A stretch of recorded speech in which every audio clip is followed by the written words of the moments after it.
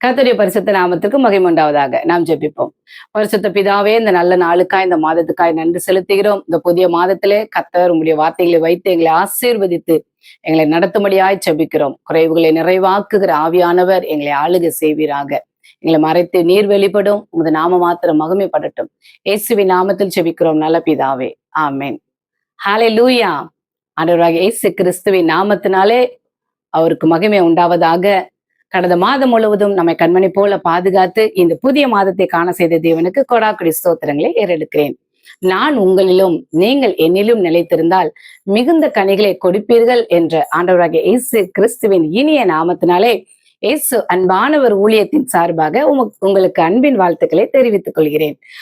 அருமையான தேவனுடைய பிள்ளைகளே, இந்த மாதத்திலும் தேவன் நம்மோடு இடைப்பட்ட வார்த்தை, நான் காப்பாற்றுவேன், நான் உங்களை காத்து கொள்ளுவேன் என்று கர்த்தர் வாக்கு கொடுத்திருக்கிறார். தொடர்ந்து வசனங்களை வாசித்து தியானித்து ஆசீர்வாதங்களை பெற்றுக்கொள்வோம். அவருடைய நாமத்தை மகிமைப்படுத்துவோம்.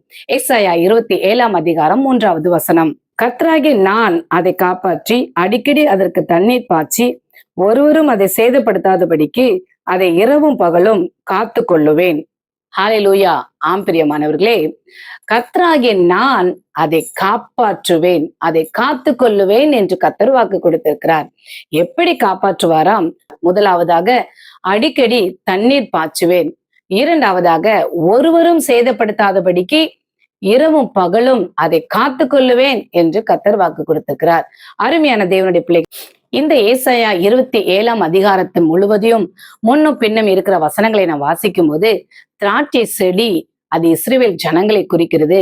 அந்த திராட்சை செடியை கர்த்தர் எப்படி காத்து அதை வளரச் செய்கிறார், அப்படியே இஸ்ரவேல் ஜனங்களையும் ஆசீர்வதிக்கிறார் என்பதை நாம் அறிந்து கொள்ள முடியும். இதன் தொடர்ச்சியாக யோவான் புஸ்தகத்திலே 15 அதிகாரத்திலே இயேசுவானவர் இந்த காரியங்களை குறித்து பேசி இருக்கிறதையும் நாம் பார்க்க முடியும். அங்க பிதா திராட்சை தோட்டக்காரர், இயேசு திராட்சை செடி, நாம் தேவனுடைய பிள்ளைகளாகிய ஒவ்வொருவரும் திராட்சை கொடிகள். நீங்கள் என்னில் நிலைத்திருக்கும் போது, நான் உங்களில் நிலைத்திருக்கும் போதும் மிகுந்த கனிகளை கொடுப்பீர்கள். அப்படி கொடுக்காவிட்டால் அது அக்கினிக்கு இரையாக வைக்கப்படுகிறது என்பதான ஊமையான காரியங்களை அவருடைய சீஷர்களுக்கு வெளிப்படுத்ததான காரியங்களை நாம் படிக்கும்போது, நாம் இஸ்ரவேல் ஜனங்களை கர்த்தர் திராட்சை செடியாக எப்படி பார்க்கிறார், வெளிப்படுத்துகிறார் என்பதான காரியங்களை நாம் அறிந்து கொள்ள முடியும். பிரியமானவர்களே, இதன்படி நாம் பார்க்கும்போது ஒரு திராட்சை செடி என்று நாம் எடுத்து தியானிக்கும் போது, இஸ்ரவேல் நாட்டிலே வீட்டுக்கு வீடு அன்றைக்கு திராட்சை செடி வைக்கப்பட்டிருந்தது. அந்த மண்ணிலே அந்த திராட்சை செடி நன்றாக வளரும். எல்லாருடைய வாசலிலும் அந்த திராட்சை செடி இருக்கும்போது திராட்சை பழங்கள் அவருடைய வீடுகளிலே வைக்கப்பட்டு வீட்டுக்கு வருகிறதான ஒவ்வொருவருக்கும், விருந்தாளிகளுக்கும் அந்த திராட்சை பழங்களை கொடுப்பதும் திராட்சை ரசத்தை கொடுப்பதும் அவர்களுடைய வழக்கமாக இருக்கிறது. இன்றைக்கு பார்க்கிற தேவனுடைய பிள்ளைகளாகிய நமக்கு, தமிழ்நாட்டில் இருக்கிறதான நமக்கு, நாம் புரிந்து கொள்ளபடியான ஒரு காரியம் என்னவென்றால், நாம் வீட்டுக்கு வீட்டு வைப்பது வாழை மரம் என்று நம்ம எடுத்துக்கொள்ளலாம். எல்லாருடைய வீட்டிலுடைய வாசலிலுமே அந்த நாட்களிலே வாழை மரம் இருக்கும். முன்பாகவோ பின்பாகவோ வாழை மரம் இருக்கும்.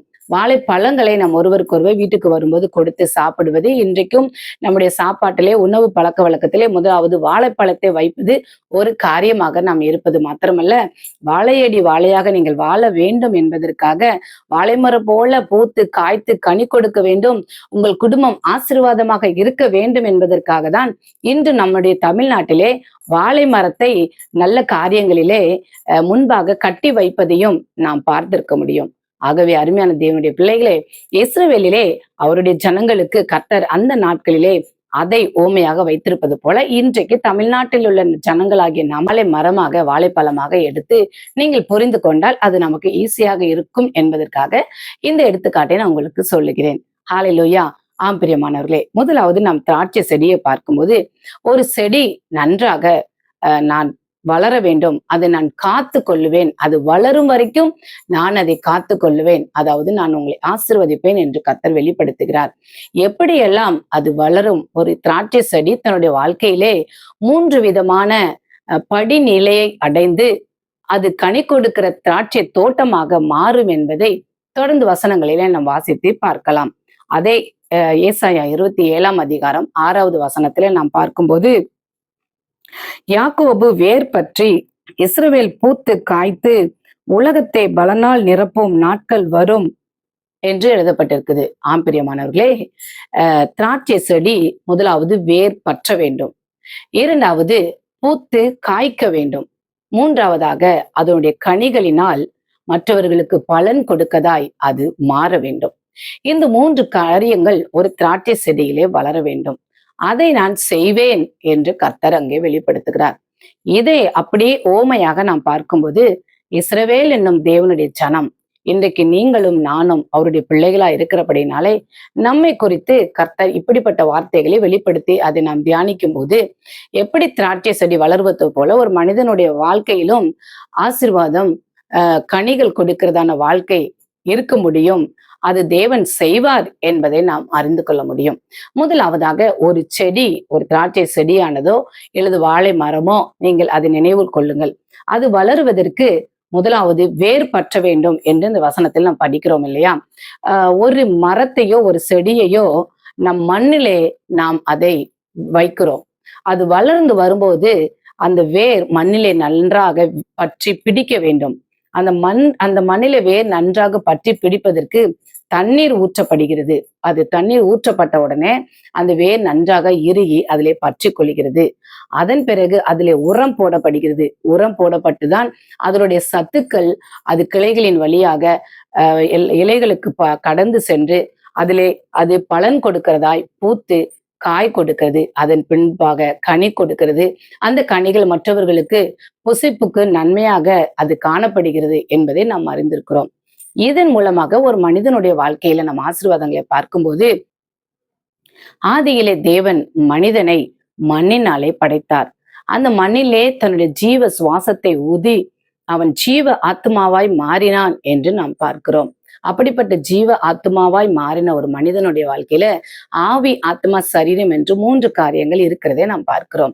இந்த திராட்சை செடிக்கு ஒப்பனையாக கொடுக்கப்பட்ட ஒரு மனிதனுடைய வாழ்க்கையில இந்த மூன்று விஷயங்களும் எப்படி நடக்க வேண்டும் என்பதை நாம் ஆராய்ந்து பார்க்கும்போது, நாம் வெளிப்படையாக பார்க்கிறதான இந்த சரீர மனுஷன் வளருவதற்கு நாம் அன்றாட நமக்கு தேவையானது தண்ணீரும் உணவும் என்பதை அனைவரும் அறிந்திருக்கிறோம் இல்லையா? தாகத்தை தீர்ப்பதற்கும் நம்முடைய சுறுசுறுப்புக்கும் எல்லா செயல்பாடுகளுக்கும் இரத்த ஓட்டங்களுக்கும் தேவையானது தண்ணீர். ஆகவே அந்த தண்ணீரை நாம் அதிகமாக குடிக்கிறோம். நம்முடைய வளர்ச்சிக்கும் எல்லாருடைய மாற்றத்திற்கும் சத்துக்கும் தேவையானது உணவு. ஆகவே அதை அனுதினமும் நாம் சாப்பிடுகிறோம். அதனாலதான் ஒரு மனிதனுடைய வளர்ச்சி நன்றாக இருப்பதை எல்லாரும் அறிந்து கொள்ள முடியும். அதே போலதான் ஒரு மனுஷனுக்கு உள்ளான மனிதன் ஒருவன் இருக்கிறான். அதுதான் அவனுடைய ஆத்துமா. இந்த உள்ளான மனிதனை வளர்ப்பதற்கும் அந்த உள்ளான மனிதன் வளர்ச்சி அடைவதற்கும் ஆவிக்குரிய மன்னாவாகிய ஆவிக்குரிய உணவு தேவைப்படுகிறது. அதுதான் அந்த தண்ணீர் எப்படி ஒரு மனிதனுக்கு திராட்சை செடிக்கு தேவைப்படுவது போல ஒரு மனிதனுடைய உள்ளா ஆத்துமா இருக்கிறதான அந்த உள்ளான மனிதனுக்கு தண்ணீரை குறித்து அது வேதத்தில் ஆவிக்குரிய உணவாக அது பரிசுத்த ஆவியானவரை சொல்லப்பட்டிருக்கிறது. ஒரு மனிதன் தன்னுடைய வாழ்க்கையில பரிசுத்த ஆவியானுடைய அபிஷேகத்தை பெற்றுக்கொண்டு அந்நிய பாஷையில பேசி அனுதினமும் தேவனோடு உறவாடுகிற ஜெபிக்கிறதான ஒரு பழக்கம் உடையவனாய் ஒரு மனிதன் இருக்க வேண்டும். அப்பொழுதுதான் அவனுடைய உள்ள ஆத்துமா எல்லாவற்றிலும் ஒரு வளர்ச்சி அடையும், சுறுசுறுப்பாக இருக்கும் என்பது முக்கியமான ஒரு காரியமா இருக்கிறது. இரண்டாவதாக, அந்த வேர் நன்று பற்றி பிடித்து கொண்டு அது எப்படி உரம், ஒரு நம்ம சரீரத்துக்கு உணவு அளிப்பது போல நம் உள்ளான ஆத்மாவுக்கு ஒரு உணவு எதுவென்றால் தேவனுடைய வசனம், தேவனுடைய வார்த்தை. அந்த வேதாகமத்திலே தேவன் நமக்கு கொடுக்கப்பட்டிருக்கிற வசனங்களை அனுதினமும் நாம் வாசித்து அதன் உட்கொள்ளும் போது அது மனிதனுடைய இருதயத்துக்குள்ளே, சிந்தைக்குள்ளே, ஆத்துமாவிலே போய் கலந்து அவனுடைய வாழ்க்கை குணங்களை அது மாற்றுகிறதா இருக்கிறது. உள்ள ஆத்தும மனிதனுடைய வளர்ச்சிக்கு உரமாக, உணவாக இருப்பதுதான் தேவனுடைய வசனம். அந்த வசனத்தை ஒரு மனிதன் வாசித்து தியானிக்கும் போது அது அவனுக்கு போஜனமாக, புஷ்டியாக மாறுகிறது. அந்த ஆத்துமா வளர்ச்சி அடைகிறது. ஒரு மனிதனுடைய வாழ்க்கையில இந்த இரண்டும் சரியாக நடக்கும் போதுதான் அவனுடைய வாழ்க்கையில பூத்து கனி கொடுக்கிற ஒரு மாற்றத்தை நாம் காண முடியும். மாணவர்களே, ஒரு மனிதனுடைய வாழ்க்கையில நாம் பார்க்கும்போது நாம் சொல்லுவோம் இல்லையா, அகத்தின் அழகு முகத்துல தெரியும்னு சொல்லுவாங்க. உள்ள ஆத்தும மனுஷன் நன்றாக இருந்தாதான் வெளியில உள்ள சரீர மனுஷன் நன்றாக இருக்க முடியும். நாம் உள்ளத்திலே துக்கம் வரும்போது வெளியிலே நாம் கண்களினாலே கண்ணீர் வருகிறது, நாம் அழுகிறவர்களாய் காணப்படுகிறோம். உள்ளத்திலே ஒரு மனுஷன் சந்தோஷமாக இருக்கும்போது வெளியில் உள்ள மனுஷன் சிரிக்கிறான், இல்ல பாட்டு பாடுகிறான் என்று பல காரியங்களை சொல்ல முடியும். அப்போ வெளிப்படையான ஒரு மனிதனுடைய வாழ்க்கையில செயல்கள்ல நல்ல காரியங்களை செய்ய வேண்டும், நல்ல காரியங்களை மற்றவர்களுக்கு ஆசீர்வாதமாக ஒரு மனிதன் இருக்க வேண்டும் என்றால் உள்ள அந்த ஆத்தும மனிதன் நல்ல காரியங்களை யோசிக்க வேண்டும், நல்ல காரியங்களை செயல்படுத்த வேண்டும். அவன் செய்யும் போதுதான் வெளிப்படையான மனிதன் அவை எல்லாவற்றையும் செய்து முடிக்க முடியும். ஆகவே ஒவ்வொரு மனிதனுடைய ஆத்துமாவும் விலையேற பெற்றது, அது மிகவும் முக்கியமானது. அதை நாம் சரியாக செய்யும் போது நாம் ஆசீர்வாதங்களை பெற்றுக்கொள்ள முடியும். ஆம் பிரியமானவர்களே, திராட்சை செடியை போல தேவன் நம்மை பார்க்கிறார் இல்லையா? இன்றைக்கும் அப்படிப்பட்ட இந்த அடிப்படையான ஒரு மனிதனுடைய ஜபமும் வேத வாசிப்பும் தியானமும் சரியாக ஒரு மனிதனுடைய வாழ்க்கையில இருக்கும்போது அந்த ஆத்மாவிலும் ஆவிலும் சரீரத்திலும் நாம் முழுமையான வளர்ச்சி அடையும் போதுதான் அந்த மனிதனுடைய வாழ்க்கையில நல்ல குணங்கள் வெளிப்பாடுகள் இருக்கும்போது அதே மனிதன் மற்றவர்களுக்கும் ஆசீர்வாதமாக மாற்ற முடியும். அதுதான் வேதத்தில் சொல்லப்பட்டிருக்கிறது. உலகத்தை பலனால் நிரப்பும் நாட்கள் வரும் என்று இந்த வசனத்திலே நாம் எழுதியிருக்கிறதை பார்க்க முடியும். தேவனுடைய பிள்ளைகளே, சிலருடைய வாழ்க்கையில ஒரு மனிதனுடைய வாழ்க்கையில ஆசீர்வாதம் இல்லை, அவர்களால் மற்றவர்களுக்கும் ஆசீர்வாதம் இல்லை. அதாவது ஒருவன் நல்லவனாக வாழ முடியவில்லை, மற்றவர்களுடைய வாழ்க்கையிலும் இவர்களால் ஒரு மனிதனால் எந்த பிரயோஜனம் இல்லை என்றதான சூழ்நிலைகளே நாம் சிலரை பார்க்கலாம். அப்படி இருப்பதற்கு காரணம் என்ன? தேவன் ஏன் அவர்களை பாதுகாக்கவில்லை? அவர்களுடைய வாழ்க்கையில ஏன் மற்றவர்களுக்கு ஆசீர்வாதமாக கனி கொடுக்கிறவர்களாக வாழ முடியவில்லை என்றால் அங்கே என்ன தடை இருக்கிறது என்று நாம் பார்க்க முடியும். அதை நாம் கண்டு கொண்டு அறிந்து கொண்டு அதை நாம் செயல்படுத்தும் போது கர்த்தர் பெரிய ஆசீர்வாதமான காரியங்களை கர்த்தர் நமக்கு கொடுக்கிறவரா இருக்கிறார். ஏசாயா 27 அதிகாரம் 1வது வசனம். அக்காலத்திலே கர்த்தர் லிவியதான் என்னும் நீண்ட பாம்பை, லிவியதான் என்னும் கோணலான சர்ப்பத்தையே கடிதும் பெரிதுமான பலத்ததுமான தமது பட்டயத்தால் தண்டிப்பார், சமுத்திரத்திலே இருக்கிற வலுசர்ப்பத்தை கொன்று போடுவார் என்று நான் வாசிக்கிறேன். பிள்ளைகளே, இந்த 1ஆம் வசனத்துல நான் பார்க்கும்போது இது எதிர்காலத்தை குறித்துதான ஒரு தீர்க்க தரிசன வார்த்தையாக இது இருக்கிறது. வலுசர்ப்பம் ஒன்று சமுத்திரத்திலே இருந்து எழும்பும், அது இந்த உலகத்தை பால்படுத்தும் போது கர்த்தர் அதை அழித்து போடுவார் என்று எழுதப்பட்டிருக்கிற காரியங்களை நாம் வாசிக்க முடியும். இன்றைக்கும் நடைமுறையில நாம் பார்க்கும்போது ஒரு மனிதனுடைய ஆவிக்குரிய வாழ்க்கையிலே இந்த சர்ப்பத்தின் காரியங்கள் கோணலாய் மாற்றும் போது இப்படிப்பட்டதான ஆசீர்வாதங்கள் இழப்பை ஒரு மனிதன் அடைவதை நாம் பார்க்க முடியும். ஆதி காலத்திலே பிசாசானவன் சர்ப்பத்தின் வடிவிலே சர்ப்பத்துக்குள்ளாய் நுழைந்தவனாய் அந்த ஏவாளையும் ஆதாமையும் வஞ்சித்ததினாலே அவர்கள் தேவனுடைய சமூகத்தை விட்டு பிரிக்கப்பட்டவர்களாய் பாவம் செய்தவர்களாய் கீழ்ப்படியாமையினாலே தேவனுக்கும் அவர்களுக்கும் நேராய் இருந்த அவர்களுடைய வாழ்க்கை கோணலாய் மாறினதை நாம் அறிந்திருக்க முடியும். அந்த கோணலாய் மாறின அவர்களுடைய வாழ்க்கையில தேவன் மனிதனாக பிறந்து சிலுவையிலே தன்னுடைய ரத்தத்தை சிந்தி அந்த சர்ப்பத்தினுடைய தலையை நசுக்கி அவர்களுடைய வாழ்க்கையை அவர் திரும்பவும் சீராய் மாற்றினார். அந்த இயேசு கிறிஸ்துவின் நாமத்தினாலே இன்றைக்கும் மனிதன் தன்னுடைய வாழ்க்கையை சீர்படுத்த முடியும். பிரியமானவர்களே, அந்த சத்துருவின் கிரியை ஆதாமிலிருந்து வந்த அந்த கோணலான வாழ்க்கை இன்றைக்கும் நம்முடைய வாழ்க்கையிலே ஒரு மனிதனுடைய வாழ்க்கையிலே அதை தொடர்ந்து கொண்டுதான் வருகிறது. அதில் ஜெயம் எடுக்க இயேசு கிறிஸ்து என்றும் நாமமே நம் வாழ்க்கையிலே அது இருக்கும் என்றால் நிச்சயமாய் கர்த்தர் அதை மாற்ற முடியும். இதே யோவான் 15ஆம் அதிகாரத்துல வாசிக்கிறது போல கனி கொடுக்காத மரங்களை பிதாவானவர் கொத்தி எரு போடுகிறார். அப்படியும் அது மிகுந்த கனிகளை கொடுக்கிறதாய் மாறுகிறதா இருக்கிறது. அப்படியும் கனி கொடுக்காத மரங்கள் கடைசியிலே வெட்டி அக்கினியிலே எரிந்து போடப்படும் என்று அங்க எழுதப்பட்டிருக்கதை நான் வாசிக்க முடியும். இந்த உலகத்தில் வாழுகிறதான ஒவ்வொரு மனிதர்களுடைய வாழ்க்கைக்கும் அது ஒப்பனையாக சொல்லப்பட்டிருக்கிறது. பிரியமானவர்களே, ஒரு மனிதனுடைய வாழ்க்கை ஆதியிலே சத்துருவின் கிரியைகளுக்கு சில நேரங்களிலே இடம் கொடுக்கும் போது அவனுடைய வாழ்க்கை கோணலாய் மாறுகிறது.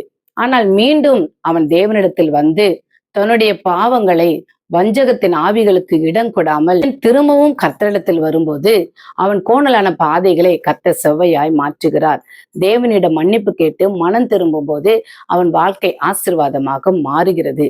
இல்லை என்றால் அதை கர்த்தர் கடைசியிலே இந்த உலக முடிவுக்கு நியாய தீர்ப்புக்கு நேராக வைக்கப்பட்டிருக்கிறது.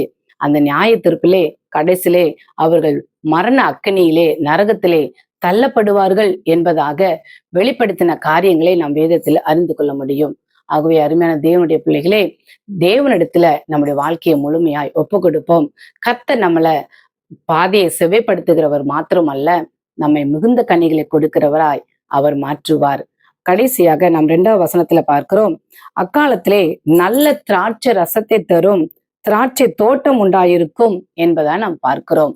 ஆம்பிரியமானவர்களே, அக்காலத்திலே நல்ல திராட்சை ரசத்தை கொடுக்கிறதான நல்ல திராட்சை தோட்டமாய் அது மாறியிருக்கும் என்று இஸ்ரவேலை குறித்து கர்த்தர் சொல்லுவது போல, இந்த நாட்களிலே இந்த மாதத்திலே நல்ல திராட்சை கனிகளை ரசத்தை கொடுக்கிறதான நல்ல திராட்சை தோட்டமாய் உங்கள் ஒவ்வொருவரையும் கர்த்தர் மாற்றுவாராக. 6ஆம் வசனத்துல சொல்லி இருக்கிறது போல, வேர் பற்றி பூத்து காய்த்து உலகத்தை பல நாள் நிரப்பும் நாட்கள் வரும் என்று எழுதப்பட்டிருக்கிறது போல, அந்த நாட்கள் இந்த நாளிலே இந்த மாதத்திலே வந்திருக்கிறது. ஆகவே உங்களை தேவனிடத்துல அர்ப்பணம் செய்யுங்க. ஒருவேளை கோணலான பாதையிலே அதை இன்றைக்கு தேவனிடத்துல ஒப்பு கொடுங்க. உங்கள் பாதைகள் செவ்வையாக்கப்படும். மீண்டுமாய் உங்கள் மரம் அந்த வேர் தேவனோடு பற்றி பூத்து காய்த்து கனி கொடுத்து உலகத்தை பலனால் நிரப்புங்க. ஆசீர்வாதம் உள்ளவர்களாய் இருப்பீர்களாக.